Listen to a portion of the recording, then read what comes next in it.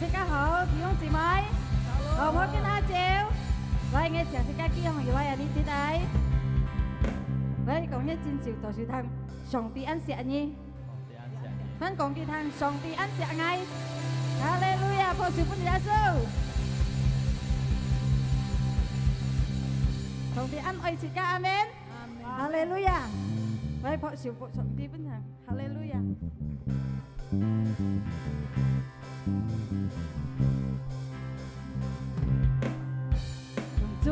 用啲姊妹，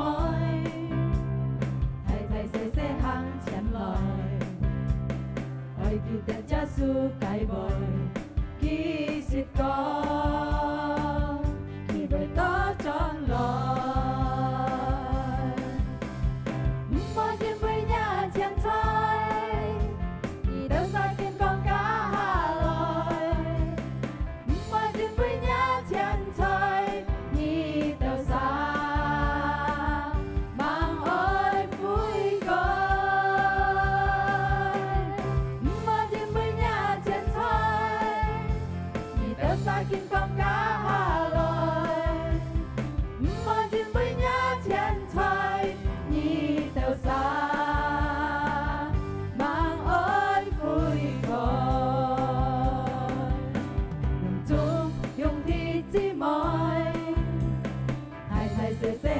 前來，愛記得耶穌解圍，其實講，佢會多轉來，唔愛見每日前菜，而到曬見講假來，唔愛見每日前菜，而到曬。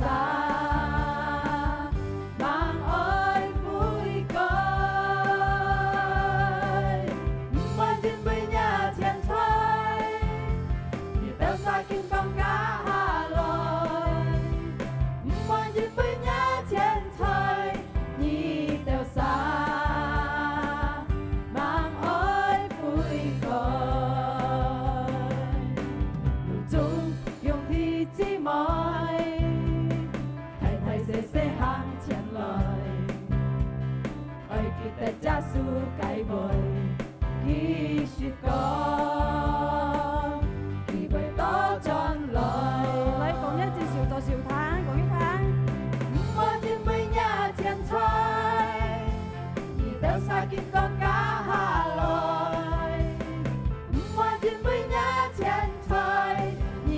到曬盲愛悔改。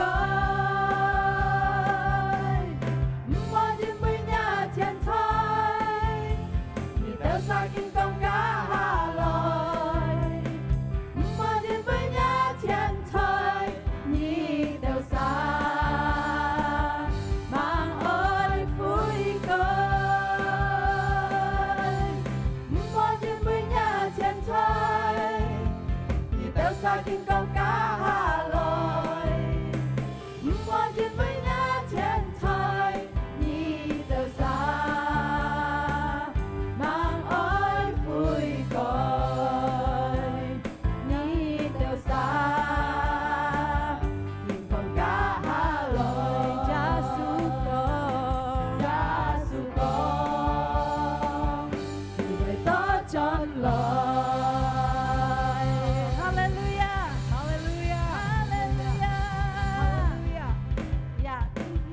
會有天菜，即刻我讚美上帝阿們，因為佢全人繼上帝阿們，哈利路亞！來，我小朋友也是上帝，跟嚟講，前前好，來先耶穌前前好，前前好，來先耶穌前前好。前前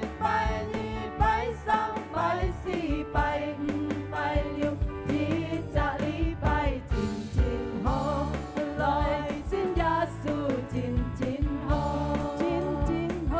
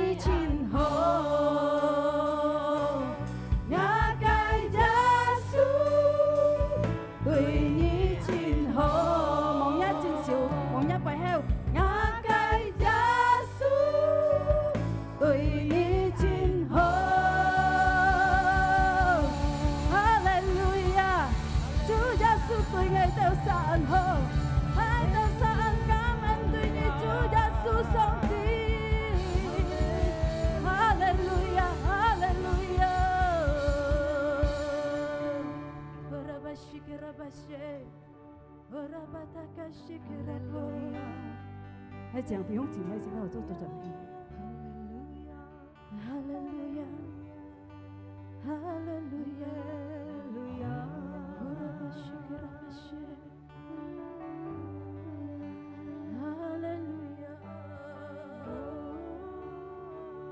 你哋用姊妹，是繼續條心嚟見拜嘅，真為嘅人叫繼續。Hallelujah， 愛到山來讚美你，愛到山來見拜你主耶穌，愛到山愛信服你也改名字。Hallelujah。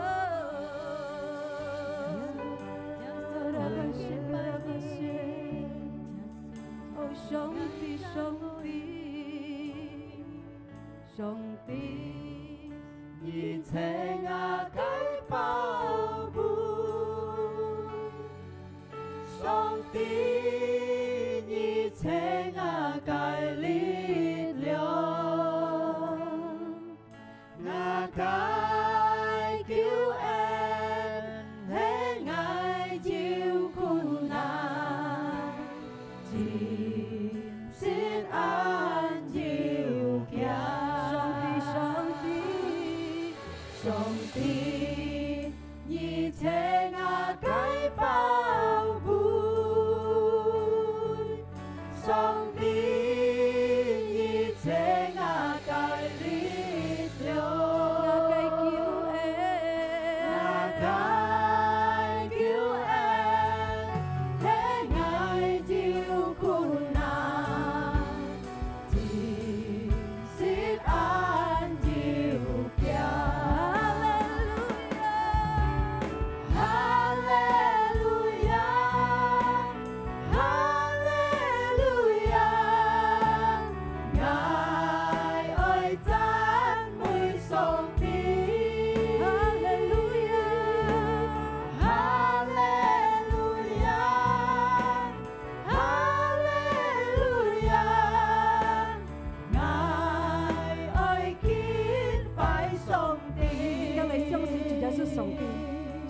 保衛一家阿們，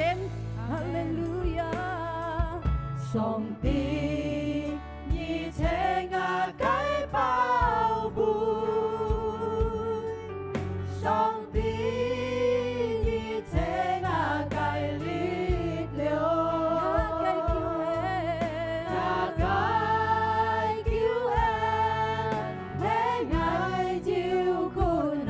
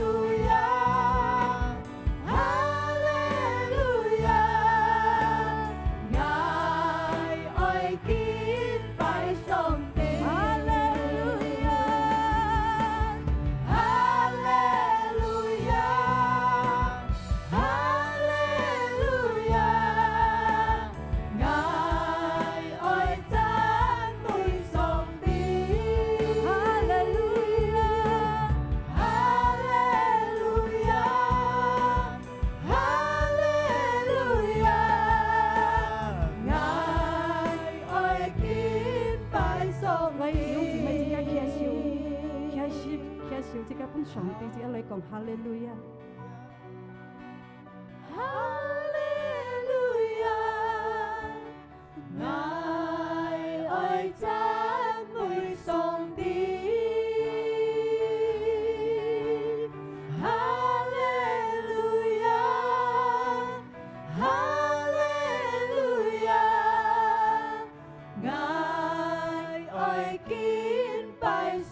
帝。 哈利路亞，哈利路亞，愛愛讚美上帝。主耶穌上帝嘅得勝，要心裏敬拜你。哈利路亞，哈利路亞，愛愛敬拜上帝。 哈利路亞，哈利路亞，哈利路亞，愛愛讚美上帝。哈利路亞，哈利路亞，愛愛敬拜上帝。 愛愛敬拜你上帝，愛愛敬拜上帝，愛到殺盡人類敬拜你，愛愛敬拜上帝。哦，主耶穌上帝，愛到殺盡人類敬拜你，感謝你主耶穌上帝，你偏待愛到殺，偏待愛到殺到人嘅路途，感謝你主耶穌上帝，哦，拉巴西嘅拉巴西，有時愛到殺來讚美你。 有時愛到殺來讚美你，主耶穌上帝，愛到殺感恩對你，主耶穌，哈利路亞。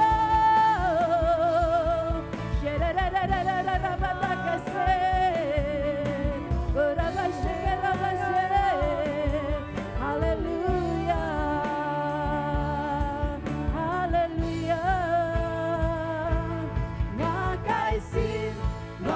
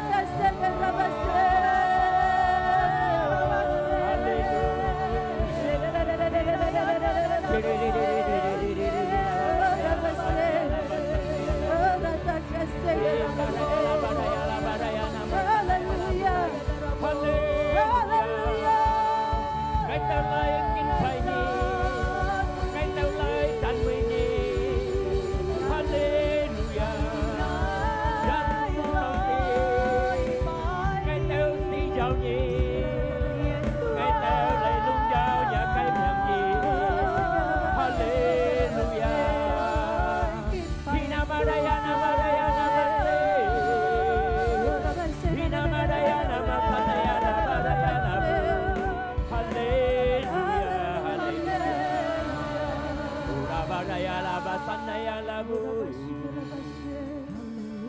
Diệt chết cái cảm ơn diệt chết cái lùng giàu sung bên sòng tì xây giá su kỳ tụ miệng cảm cha nhi chủ kinh tông chiều ngay tao tỏ cho này lùng giàu nhà cái miệng ngay xong xin giá su yêu tỏ thiên ngay tao sa cái bục cá yêu tỏ thiên ngay tao sa sim trung yêu chuẩn bị chẳng suy họ cái ân tiền bên ngay tao sa tết chỉ xin ngay tao yêu hot mu cái sim ngay xong xin sòng tì yêu phi phù bên ngay tao sa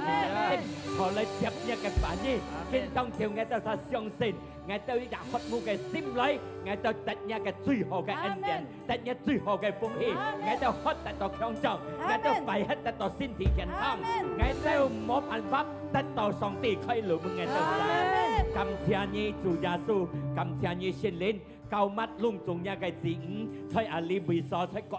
sa buộc cá thôi à bị tụi họ dù thèn dia chỉ bị cái như là chỗ bộ lung tung ngày tao lại cao mắt lung tung ngày tao giờ ở so biang suy họ cái nhị không suy họ cái sim lại chấp nhà cái phản nhi nhưng bị nhà cái phản nhi tụi hay ngày đó sai con lũ nhà cái phản nhi tụi hay ngày đó sai lít lượng nhà cái phản nhi tụi hay bún ngày đó sai sai sao bị li hăng sai ngày đó sai thì đất xin ngày lũ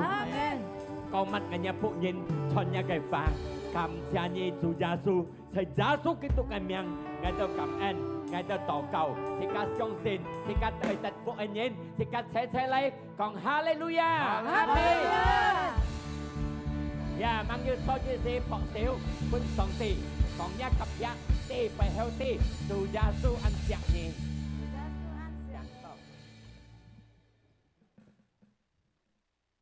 chẳng thôi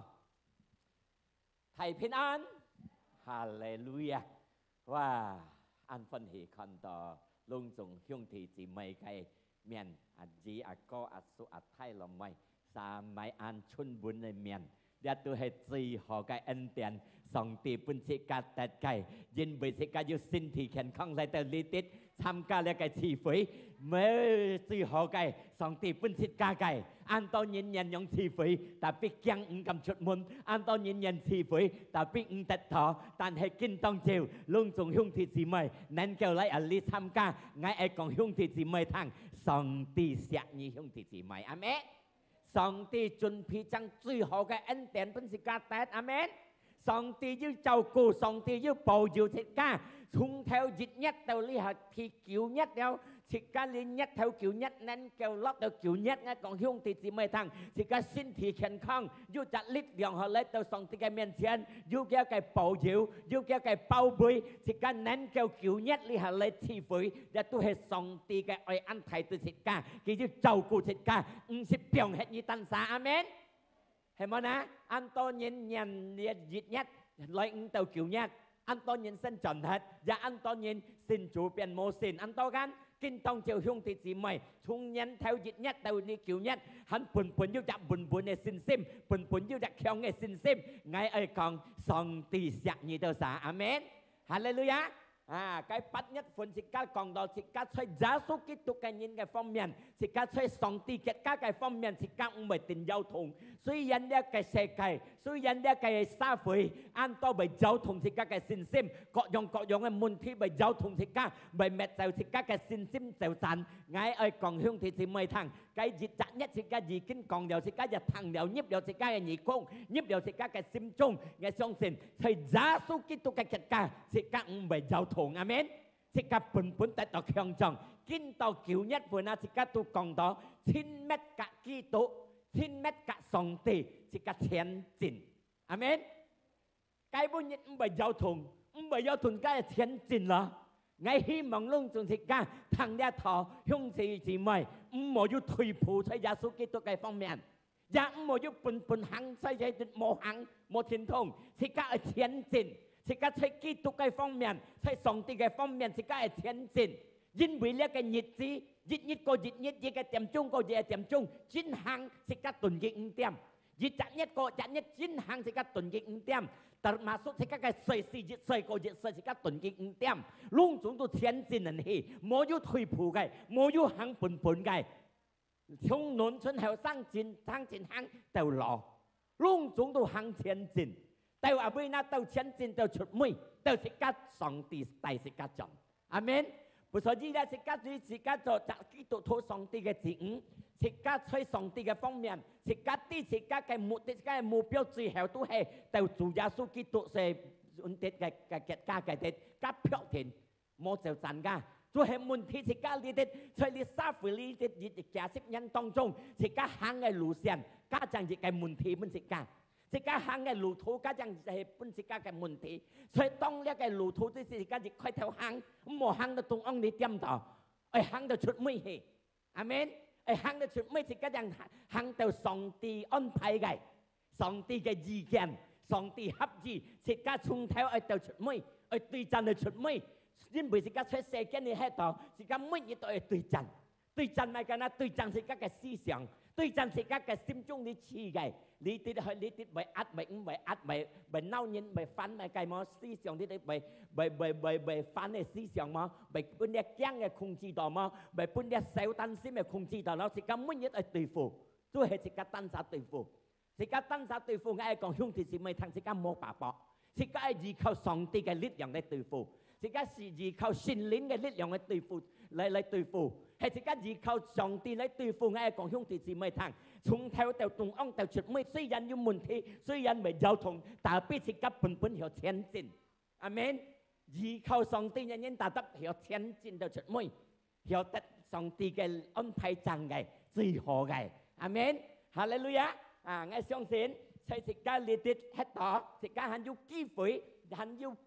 機會後嚟智慧。都係最大嘅恩典，自家上帝相信本自家嘅很能夠一隻信心好嘅信心嚟到強到你心堂嚟智慧，佢就冇卡聽呢智慧，佢都係最好嘅恩典了。兄弟姊妹唔係選錯了，選咗最對嘅了，阿們。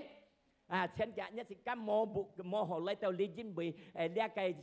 傳染病嘅關係，但係呢個傳染病時間，我看到隆重嘅下講學嚟，隆重按照一心，按照一渴慕嘅心，我係講兄弟姊妹聽，上帝準備將最好嘅恩典俾兄弟姊妹得。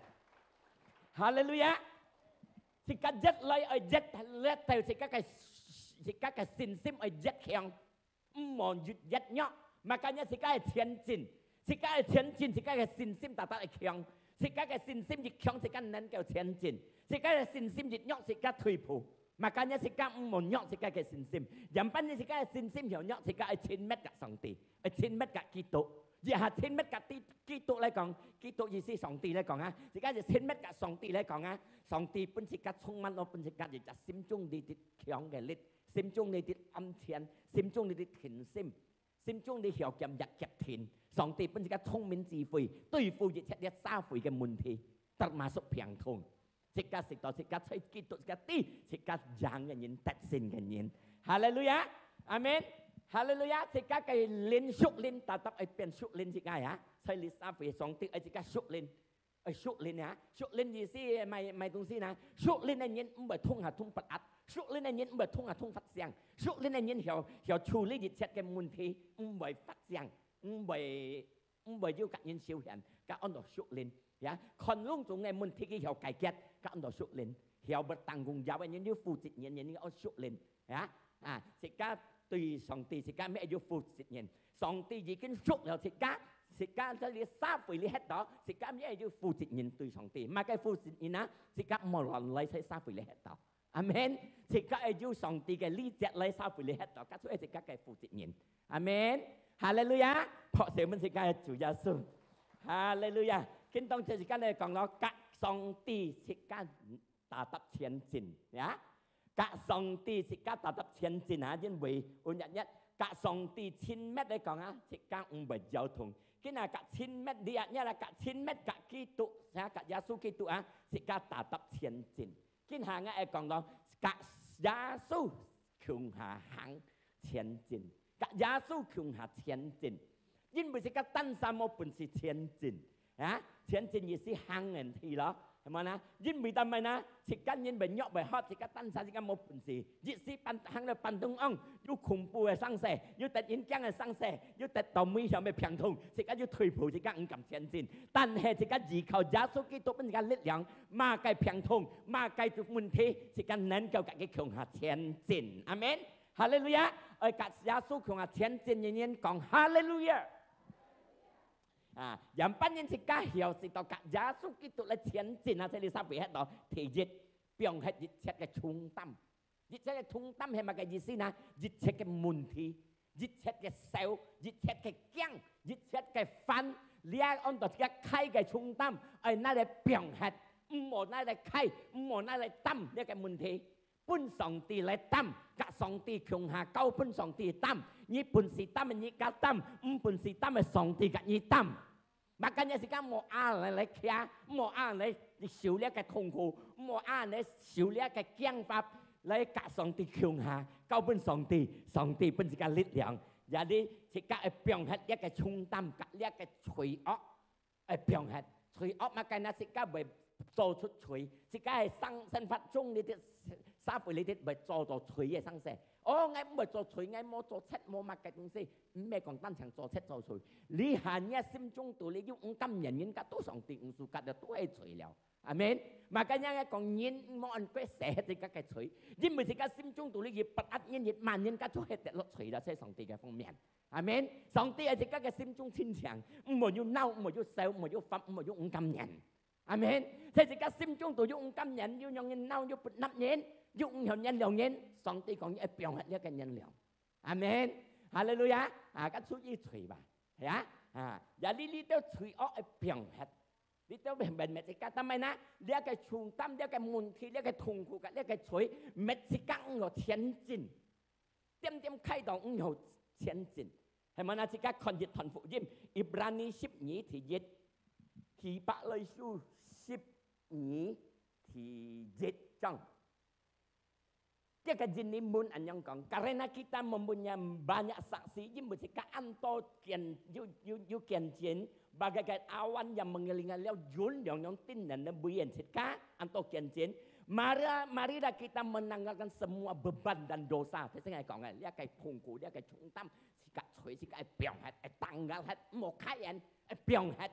因為當誒病啦，自己都脫離病人冇嚟開了。耶穌基督講吹係冇半日驚嘅心，佢本是間未驚嘅靈，本是間未自己強嘅靈，呀，有三輩你吃到要先歸頭佢嘅靈，未你都啱咩？未自己看，未自己驚，未自己有進步嘅。你一驚睇未自己有進步啊？讓佢當然本一驚嘅頭度，你先同唔敢進步緊，唔敢行緊。係個時間，啲咧時間唔係驚嘅人，你都使兄弟姊妹，人喺度你不你都前進嘅人，冇驚嘅人，忍嘅人，脫離嘅人，學少เป็น主耶穌。但係嗱，你都sama，一個聖經講，merintangin kita lan jika前進，即係即係咁進步，驚咧驚加，煩咧煩加，笑咧笑加，咪即係咁進。做乜嘅唔敢進，唔敢通行，係咪啊？Makanya itu beban untuk ya, itu jika cungtam anda pianghat, kalian cuy anda pianghat, maka cuy pianghat simkan mau atnya mau mannya ya, dia anhen lonin biasa kan anhen kat simkiu mau teo liao, 係咪啊？dia pianghat mau ju simkan tu dia piang dah, dia ke cungtam, dia ke at, tu simkiu tu kan yang biasa kan sin hen ăn mò đâu, lý si mò, ngay bị phong, yêu ya mò cầm mông thỉnh chó, amen, hallelujah, piang hát, bây giờ xin con tụi bà dung căm nhận nhận ấy cái cô khen ấy cái cô làm ban đâu cái cô làm ban đâu, piang hát, thấy xong thì cái phong miền, chỉ cả lung dũng thật xin, amen, hallelujah, hallelujah, xong thì sẽ chỉ cả, ấy mà cái beban chỉ cái piang hát mà chỉ cả nhiều chính phủ cái như con em mà cái trung tâm mà. Chỉ cái piang hay na, beban là cái anh đó, chỉ mấy chỉ cái nhiều khuyên tiền song tiền, yêu phàn yêu sầu mấy chỉ cái nhiều gì thiếu sim lấy được song tiền, yêu tự nhiên chúng ta trung tâm khai tự kiêng đâu, cầm lấy cái cầm lấy được xin thằng ba khăn, hiểu cả song tiền lấy xin men, mà cái nhà piang hết đi theo cái trung tâm, đi theo cái suy piang hết, ya, đi theo suy lung tung chỉ cái piang siêu. Kiang berlebihan này thật kiang cầu thủ cái, piang hết kiang memang baik kiang, tapi kiang cầu thủ cái song ti, không pun cái chắn đó, không pun cái控制đó, chỉ cái gì kiang thì chỉ cái ti song ti cái phạm gì còn, thầy Giêsu Kitô, chỉ cái lên song ti cái lên đi tu, thầy có chết nha cái kiang, thầy có chết nha cái môn thi, thầy có chết cái thông cố, amen, hallelujah, thế ta nghe con kiang này đi tới trung tâm á còn nâu nhìn đâu á piong hay đã kita hả phơi sim để tao piong hay nhưng bị phơi sim mấy mẹ sẽ căng nhiều chuyện phù á ok dia cái trung tâm mà thì cái piong hay còn liệu thì cái yêu dạ chính xin ở yêu dạ gài ra đó ở yêu dạ hình gì đó thế sòng thì cái phong nhận hay ní mô lên nhau nhìn thì các hiểu thì chính hiểu thiên chính nhá còn lẽ chơi thì các nơi piong hay nhưng bị lẽ chơi mấy sòng thì hấp gì thì các yêu chơi sòng thì hấp gì thì các sim con tụi yêu ăn nên sòng thì hấp gì thì các sim con tụi yêu cam nhận nhìn sòng thì hấp gì thì các sim con tụi piong yêu siêu yêu nâu yêu bứt nắp nhìn sòng thì hấp gì amen hallelujah lương trùng hương thì chỉ mới thì các sinh con tụi anh mệt chàng rồi hả nhưng mười lít tao phan lẹt giang nâu như nè ấp như nè cam nhận như nè hè như thong lót lít tụi đi piong cao lung chúng tụi sầm ba lá trà piong kiểu bị chiều phong hả anh ấy eo hạt ngay còn lá trà piong kiểu bị chiều phong mà gì xí nè như chỉ như tem ăn nhân tem bứt nắp nhân tem cam nhận đi tụi piong anh như sang tàu xa phải lít như chặt mỏ chặt on sim nhân nổ xí tem đi tụi chặt khít mẹ lại hay kiểu hay liếc khít tiền càng kẹt hay là sập không tiền là sập gắn càng kẹt gắn tiền chẳng phèn gắn các tụi trung tâm các tụi mỏ cầu mà căn nha đi tới tụi sĩ anh là phèn hết mỏ yêu nào siêu lung chúng ở phèn siêu thích các chẳng hiểu thiên trình chơi sòng tây cái phong miền thích các cái chẳng hiểu biển sụt lên hallelujah ok thích các cái trung tâm đi tới suy ở phèn siêu thì nhiều nhằm bắt những cái hiểu thiên trình các sòng tây không hả thì nhớ chỉ các ai focus ở giang sòng tì đó, một giang đi三回你啲時間你啲突然間，明明只家什tapi你到東西個聽到個看到，只家係有非準只家嘅思想，講耶穌基督嘅戲，講只嘅翻譯嘅戲，哈利路亞，講只嘅翻譯戲，只家看到一般嘅嘢12ทีนี้節，20012ทีนี้節，只家看到嘅翻譯，只嘅翻譯講到。Jika jin pun anyong kongdo, marilah kita melakukannya dengan mata tertuju kepada Yesus. Sekali colong chung dịch xét, lấy một chú giảng dạy giả sử kỹ thuật. Lung chung dịch xét tôi hệ kongdo ma cái như tùy phụ cái sa phụ lý thịt. Lung chung như tùy phụ cái tật mà sụt như kiang như phan như xéo, như cái thùng khổ như cái cá thính phiên chiến, như cái mà cái sinh linh xuân. Lung chung như cho lên một chú giảng song tì cái lọ, amen. Tapi giảng song tì cái lọ na kita hai nyong kong sekali yang memimpin iman kita dalam iman dan membawa iman kita kepada kesempurnaan. Chính bởi các giảng song tì cái lọ, sika lung chung hay trong si song tì cái lọ, song tì nên kêu tay sika cái sin sim hi chien bom. Tại sự các cái sin sim tết tàu khiang, tại sự các cái sin sim tết tàu buồn, hay sự các cái sin sim dịch thiên văn dịch buồn dịch khiang này còn mà cái môn thi lên đến miền Tây, nhị phải giao thông, nhị phải nhị phải nhỏ, nhị muốn kiên khiang, nên kêu thiên trình, amen, hallelujah. Mà cái này giang cái song tì cái đó, giang song tì cái đó, dịch giống còn giang song tì cái phá cái đó, song tì cái phá thay bởi thu hệ thay xin kinh điទៀត, amen, hallelujah. Sự các thiên hạ ở tiếng cái lót yên bấy mấy phụ thì các mấy nhiệt thì các cái dịch hà một chút tà khơi thì các mấy nhiệt thì hà lại hàng sinh là nhiệt gì tà táp yếu cọ dòng môn thi mà cái này dùng môn thi chi xế thì các một chút anh ngàn kia khơi giảng gia sư Kitô cái gì thiên hạ gì khâu kỳ ăn tỏi thì các gì khâu gia sư cái nhìn tà táp tết đầu phụ hỉ amen thì các mày tí ghế asa mà cái môn thi lấy tới nhà mình xem asa nghe sẽ tí giả sử nhưng bị ký tôi hệ chỉ cả nhận lời cái lực lượng chỉ cả cái lực lượng tôi hệ chung cái lời cái chỉ cả cái信心強也係chung cái lời cái amen luôn chúng tôi hệ chung chủ giả sử cái lời cái mà cái nhất chỉ cả một lý khai上帝một lý khai cái phản應một lý khai chỉ cả cái trí慧amen nhưng mà lý đâu yang hiểu to lòng chỉ cả mà chỉ cả cái信心強mà chỉ cả cái信心buồn chỉ cả cái信心dịch強chỉ cả cái信心dịch buồn chỉ cả能前進mà cái東西面前cái làm chỉ cả dịch thiên穿過去chỉ cả dịch thiên能夠進過去因為要上帝嘅力量在只cả cái心中 amen 係要上帝嘅力量在只cả cái心中要上帝嘅全能嘅力量信心本只cả mà cái東西能夠讓只cả嘅腳步 còn nhớ cặp biệt thì mô mà cái lần hết amen hallelujah dinh với sự cái song tì thiên nên cái song tì amen họ sẽ bên sự cái song tì sự cái hay còn giang song tì cái lạ giang cái phản nhiên lạ sự cái phải ăn măng nhóc sự cái phải giao thông sự cái phải chỉ đó mô phản pháp所以上帝思想要如何出，在上帝嘅方面，思想要如何出，但是家係特性嘅路，因為上帝嘅話唔係失敗，攏總都有可能對上帝，冇有講冇可能對世界嘅上帝，但對上帝有可能嚟講，上帝嘅話呢也有講，對信心人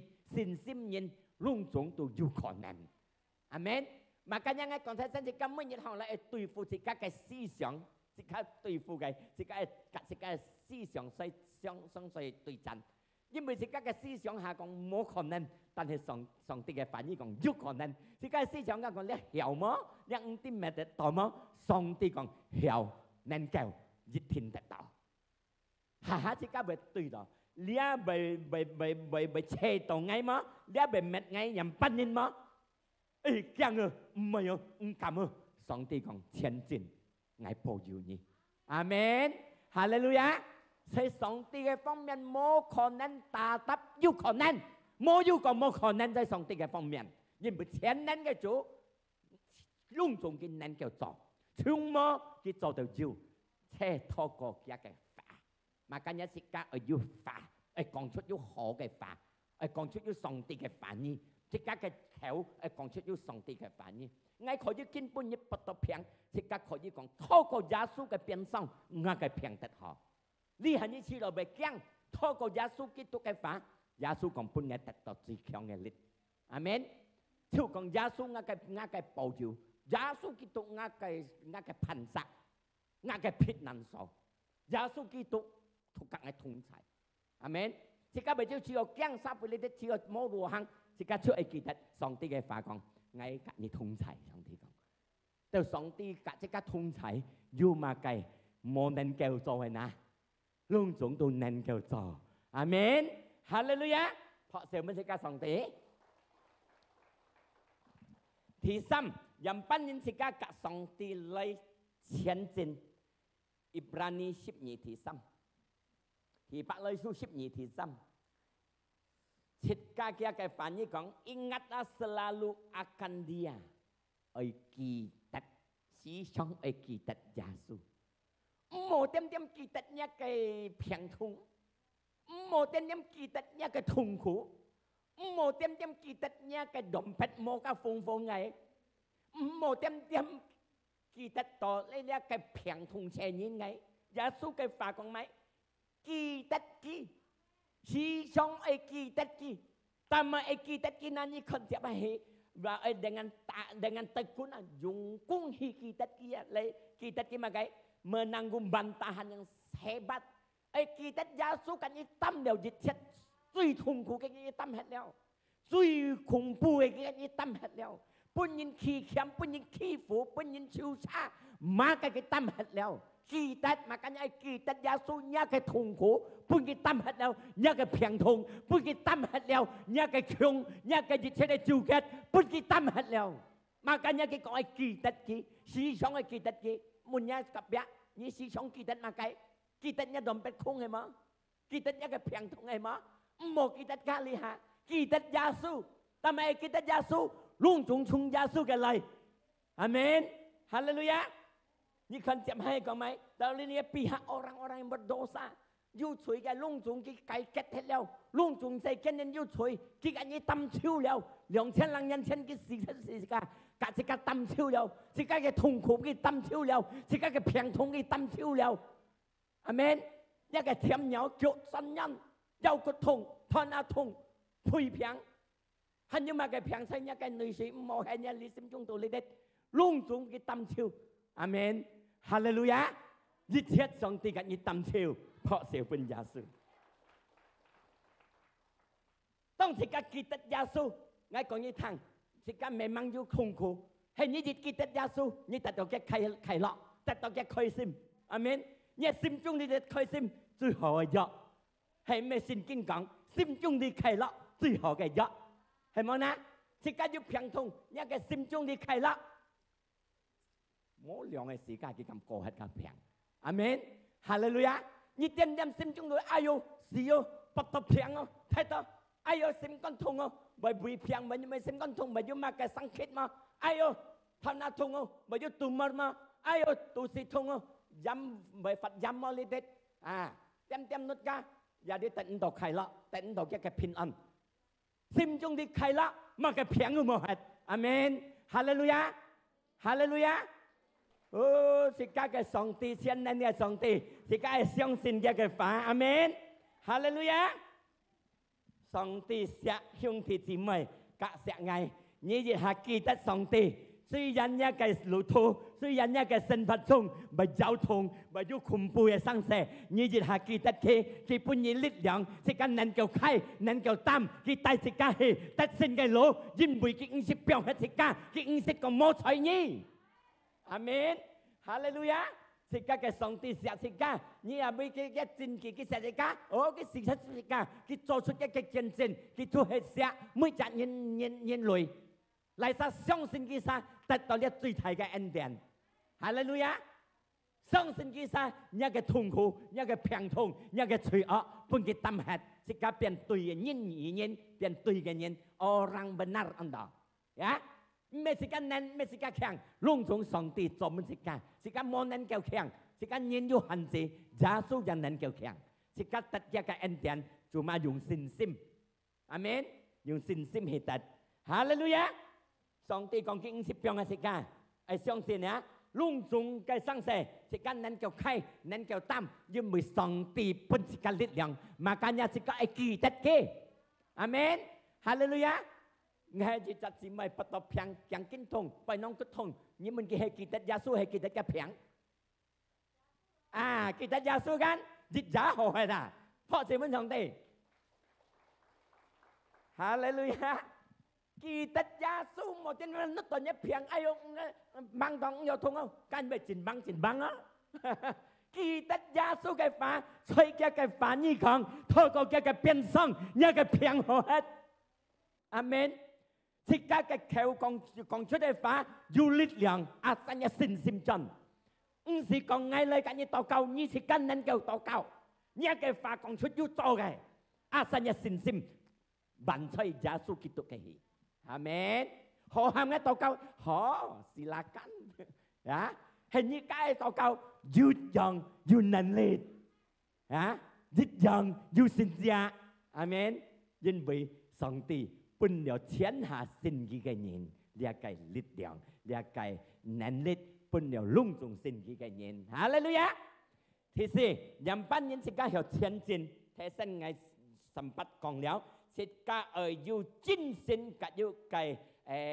精神嘅要計安度bergairah，要有興趣去聽耶穌嘅路，係自家冇精神冇有興趣聽耶穌嘅路，哈咪自家有前進。冇精神冇就興趣去聽，即家要變點。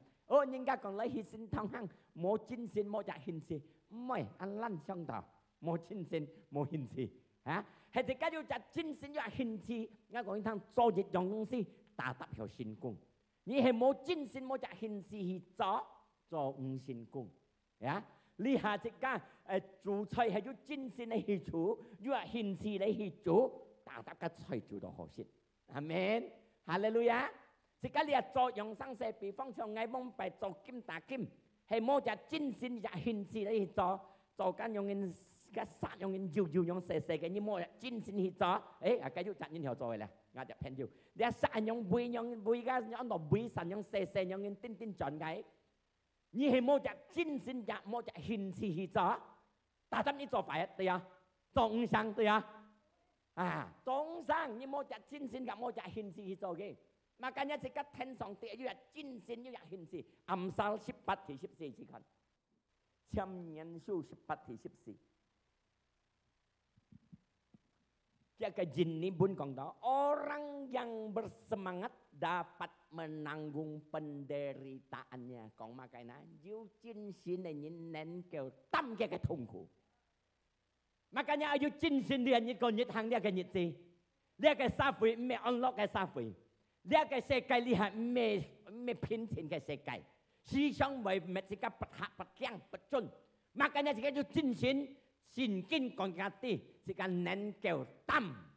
阿們，能夠擔一切嘅痛苦。Jadi siapa akan memulihkan semangat yang patahnya jinsin motonat. Jisinya jinsin mohat. Nya jinsin mohat ni maupun si khai, maupun si hang, maupun si thiên jin. Hay thì cái chú jinsin cái chú hình si cái nhìn, chỉ có dịch thiên hang tiêu song ti hấp gì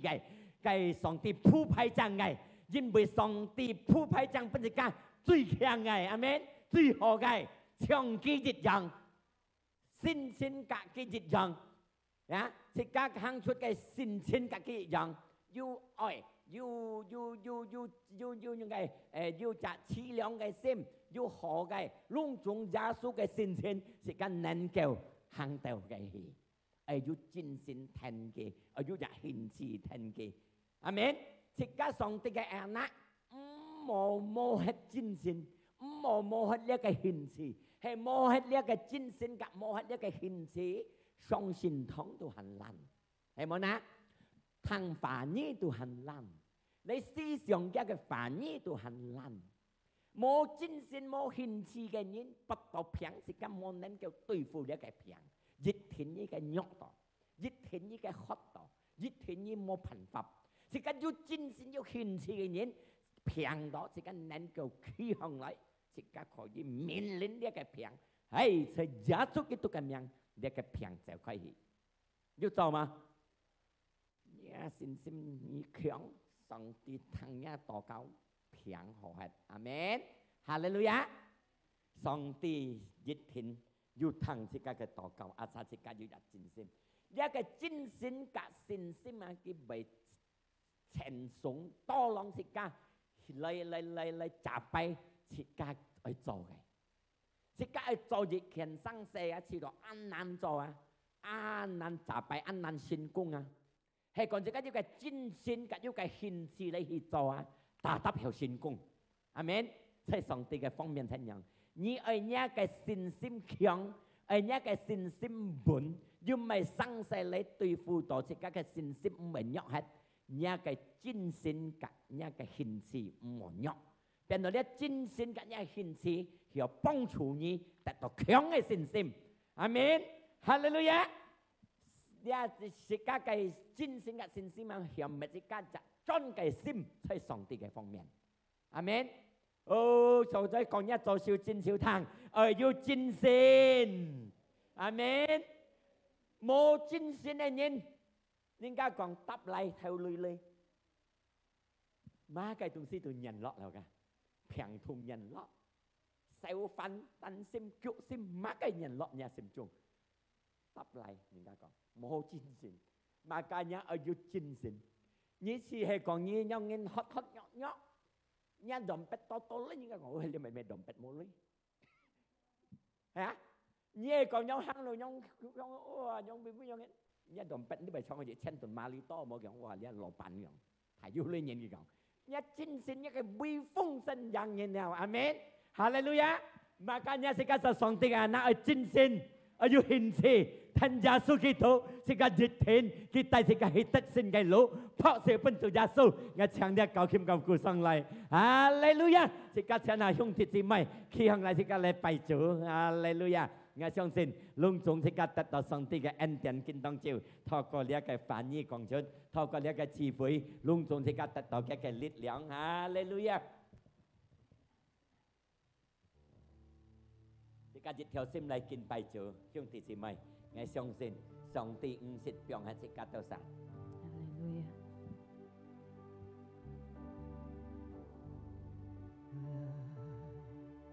上帝，你賜我解保護，上帝，你賜我解力量。主耶穌才係สิกา嘅力量。也解救恩，愛照顧難，要困難時間嚟到嘅面前，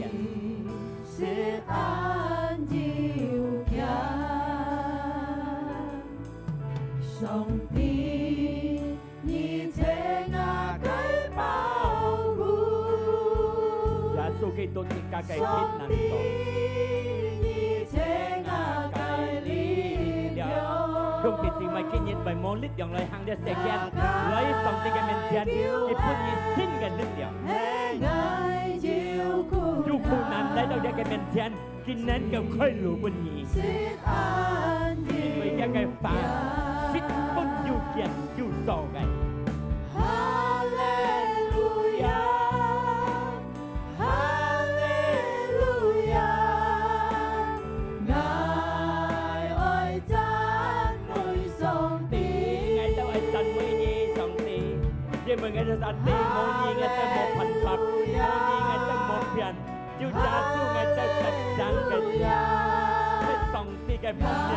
愛就實踐嘅嘢。佢哋四個啲黑道，愛就實踐嘅睇到實際上帝嘅方面，愛就唔係有錯。